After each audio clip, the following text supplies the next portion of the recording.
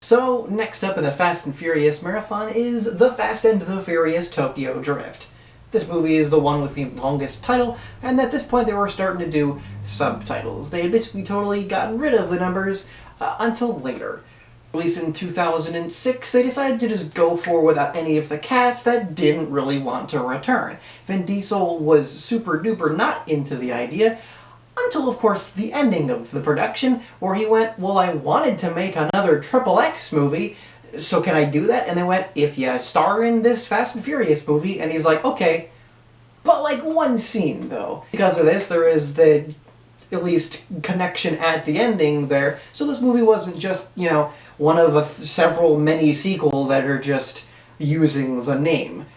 Because of this, though, it's strangely the best way to watch this is after a movie that was released almost 10 years afterwards. That being, of course, Fast and Furious 6, with no thes in it. It's only right beforehand that ultimately Han, thanks to the loss of Giselle, would just kind of go off into Japan and would get in the wrong crowd, ultimately mixing up with some douche who calls himself the Drift King, who, strangely, there is a person who is the real Drift King, and this guy actually cameos in this movie, which being they don't name that guy, and he totally mentions the quality of drifting that literally might just be him playing himself.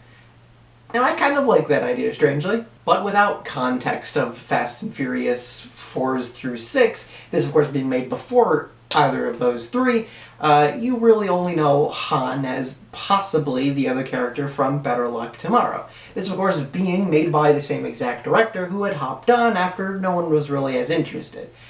This will be Justin Lin's first big break, and it's really cool to see how that really cool indie style does translate into this movie. Because of this, we get Sung Kang as Han, being possibly Han Lu from there. It's, as I mentioned in Better Luck Tomorrow, confirmed by Justin Lin and Sung Kang that they are the same person, but that's up to you, I guess. But Han is not the main character. That is, in fact, Sean Boswell, played by Lucas Black, who, not the most really entertaining character, let's be honest. Here, he never really has any character to begin with, and past his development throughout the movie, he doesn't really get any new part of his character. All that really matters is the fact that he's a big show-off, and by the end of it, he just is a slightly more responsible show-off. And considering how much that the other characters in the series are big show-offs and never really learn from it, it doesn't really matter what he learns in this movie, just that he becomes good friends with Han, and that's good enough, I guess. But of course, how does Sean Boswell, the howdy-do country boy, get to Japan? Well, after meeting some douche in his high school, he ends up racing him, and racing so poorly that he ultimately has to wreck some just-being-built houses, and gets in trouble for that. While the other person he raced is too rich for him to ever get in trouble, he's unfortunately not. He's of course done this several times beforehand, and this is not going to be his last, so ultimately his mom just sends him off to his dad, who happens to be in Tokyo, for a reason I don't know. His dad apparently did some stuff in his own past, and that might be the reason why ultimately him and Sean's mom had separated, but we don't really go into Sean's dad much. I don't even know Sean's dad's name. He's kind of just a nothing character in reality. Regardless, Sean, now going to a Japanese high school, meets the two people who actually speak English, that being Bow Wow, who plays Twinkie, which is the weirdest fucking name, and his obviously future girlfriend love interest, who was apparently not born in Japan, but was brought to Japan when she was much younger, that being Natalie Kelly, who plays Neela. And ultimately, when Sean hangs out with Twinkie, he in his stupid fucking Hulk car, he does come into the underground racing area with 2006 cars during what is supposed to be 2015, which is weird that this is now a thing here, but whatever. Point is, he obviously meets up with Han and DK the Drift King, who is played by Brian Lee, who you may or may not know from The Wolverine, which I did a review of like a year ago at this point, but also possibly Chicago Med. That's also a thing. If you watch that show and there's a weird connection, if you also want to watch Fast and Furious, I'm sure there's some person out there who does that. He, of course, is a dick, so he mixes perfectly well with the other dick, and they decide to race. And sure, obviously being the Drift King, he drifts around a lot, but in reality, you probably didn't need to drift around a lot of the turns. I'm not a car or racing guy, but you probably didn't need to do most of that. But regardless, Sean sucks so bad at driving that he can't even do simple turns and crashes what is supposed to be Han's car. Because of this, Han does decide to kind of take him in and sort of be a mentor to Sean and teaches him how to drift, and through teaching him and hanging out with Han does Sean again be less of a dick, but still, he's still a show-off by the end of it, so it's whatever. But through this does he start kind of connecting with Neela and thus pissing off the Drift King, who soon enough find, of course, at least his uncle is part of the Yakuza. And because of these connections, when his uncle tells him that Han is taking stuff from him, we get this cool-ass chase scene where DK nearly kills the group. Surprisingly, he doesn't do that, and some random car just kind of kills Han. It just makes his car explode after he crashes into him. Of course, we later find out that it is a little bit more than that, but that's, 10 years later in our universe. Make up for Han taking money from, the Yakuza. Sean just walks into their base and is like, here's the money, and also, to make up for it, we can race. So they do. In a big last drifting race, ultimately, Takashi just drifts so hard that he falls off the cliff because Sean outdrifts him. And weirdly, Sean goes so fast that he's able to drift past the falling down car and thus dead body of the Drift King. He drifts past his dead corpse. Because you might as well, I guess. But I guess this show is good enough for the Yakuza, so they are able to get out, so now we're all fine. Ultimately, with it ending with, as I mentioned, Dom just showing up, and it's just like, I used to be friends with Han. With weirdly the song that's playing later to be the song that plays a bunch during Los Bandoleros, which is pretty neat, pretty cool later audio continuity that we get throughout the series. Now, this being after two movies that majorly didn't care about character or story, and being a part about a franchise which even after this doesn't really care about that much about deep character and plot and the sense of anything, it's still that sort of thing. And it really tries to be really, really cool. And boy, does it just kind of not. I have a lot of fun with Tokyo Drift specifically, because they just don't care. At this point, it's Justin Lin, who came off from, very simple indie movies, and he's trying to fit in with the cool American menage bullshit from the previous two. So you have almost like this whole movie that feels like a how do you do, fellow kids sort of feel. And it's not that the characters don't act in a way that I'm sure some people think are cool. It's more like that a bunch of characters are acting way too showy off and way too, quote, cool. Of the whole movie is just not what a high school would even be like. It's got that like stereotypical bully shit, and so is Takashi. DK is the same thing. And Sean just says the stupidest shit in the world. And it's just kind of backed up further by the acting. Lucas Black cannot act.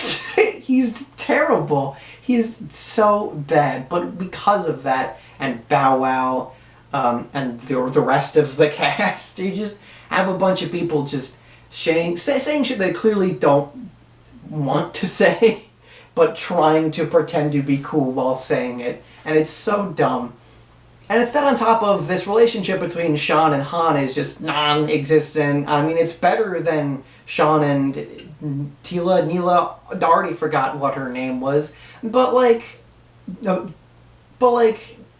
either relationship you look at, it's just, they do it because the movie needs to. There's just no real chemistry there between anyone in the slightest. There's just nothing here. And you can kind of tell why people didn't like this movie when it came out. In fact, for a while, even still, some people just hate this movie. They think it's the worst one, and obviously, that's Too Fast, Too Furious. Too Fast, Too Furious is bad. Tokyo Drift, not good, but it's fun. It is so stupid and fun. And it's mainly because it's so goofily trying too hard to be cool that it wraps around and is cool again, almost.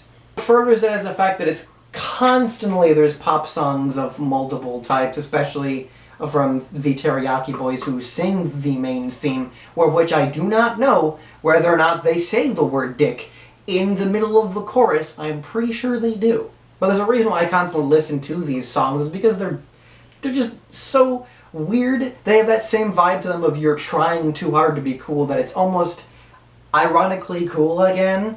And that's just the whole movie. That's the reason I love Tokyo Drift. It's not a so bad it's good movie, but it's got that sort of track of you watch this because you're like, Sean, why are you so dumb? God damn it. I love you though, you idiot.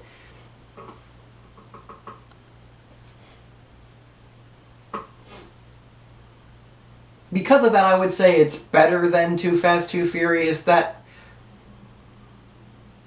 and the fact that at the very least, the cinematography is actually really interesting. It has a lot of strange cuts and a lot of strange camera angles, especially when it comes to the opening stuff. And it's got a lot of montages. Like, there's like 5 of them in this movie. And again, they just try and incorporate the music the best they can to write into the scenes, and it's very clear Justin Lin was going for a very different kind of movie than the previous two. And this movie, due to not having the main characters as main characters in this one, this movie does feel like it's just its whole own thing. If it weren't for Vin Diesel being at the end of this movie could have just been its whole ass separate thing, and it probably wouldn't have needed to be called Fast and the Furious at all. In fact, it's more like a live-action Initial D. Well, Initial D is obviously smarter than this. It's due to the fact that it is in Tokyo and is about drifting, obviously, but it has that crazy early 2000s underground vibe to it that if you put the techno beat in the background, which I'm sure someone's done, it would be that. And while there is a live-action Initial D that I should watch one day, this is, the closest thing you could get before, literally what that is. And due to the fact that they solve their problems with racing anyway in Initial D, yeah, it's live-action Initial D. And you know what? That's the reason I love this movie. It's so weird, it's so different from the rest of the series. It tries too hard to be cool, and because of that you can't take it seriously. So unless you don't, and you just kind of sit there and you have a good time, And normally I hate the idea of, just turn off your brain. But when a movie basically makes me do so, there you go. I have to, and I can just sit back and be like, this is the stupidest thing. Because of that, I love Tokyo Drift. And of course, all I can say about Tokyo Drift is, if you liked the previous ones, you'll like this one too, It's got that fun, crazy racing stuff, and it's, in fact, so separated that you don't even need anything to know about this. If you wanted to, you could literally just watch this and nothing else, for whatever reason. Cousin? Brother? I forgot what they were in Better Luck Tomorrow, but he's in this. I'm not entirely sure how he would get here or why he's here, but I'd like to imagine they are the same character. Obviously the actor is here, but I'd like to imagine they're the same character as well, just because he's here. And cool part is we'll actually be seeing him, Sean, and Bow Wow back in F9, so who knows what they'll be doing? Probably not much, but who knows? That'll be cool to see. Especially because Han doesn't really die, but again, that's later, so.